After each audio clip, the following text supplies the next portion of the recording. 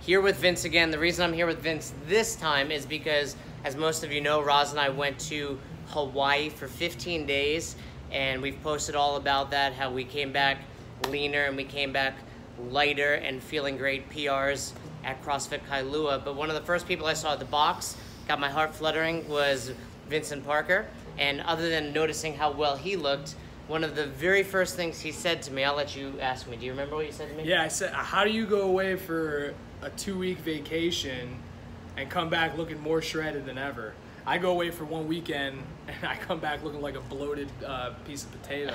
Bro, you had just gone away with the yeah. So I went. It was my birthday. I went to Tampa Bay for the weekend, and I didn't even eat that bad. I kind of ate what I wanted, and I was a little bloated for about 2 or 3 days. And this guy comes back for 2 weeks, and he still needs tape to hold himself together.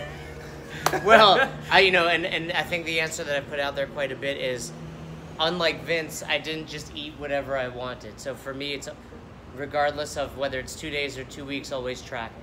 So I'm going to go to the CrossFit Games for like 10 days working, run around Madison, Wisconsin. And the underlying theme of that for me is always track. So I feel better tracking. For you, when you came back from vacation, 2 days, did you feel worse? I didn't feel myself. I didn't feel bad, but I didn't feel myself. And it was only literally not even 2 days. It was a day and a half. And again, didn't eat that bad. One night at dinner, kind of ate whatever I wanted, and then the next day for breakfast and lunch, kind of ate whatever I wanted. But yeah, I didn't feel myself. And that was only after like 3 weeks of tracking. So you can imagine after years and years.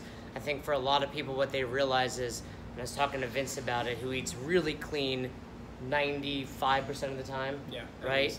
Kind of when you start tracking your macros, there's this great lesson of, hey, I can really eat whatever I want so long as it fits my numbers. I can have donuts, and I can have spaghetti, and I can have pizza, and then you kind of get to that thought process of, this is great, but I should be eating good quality foods. Absolutely.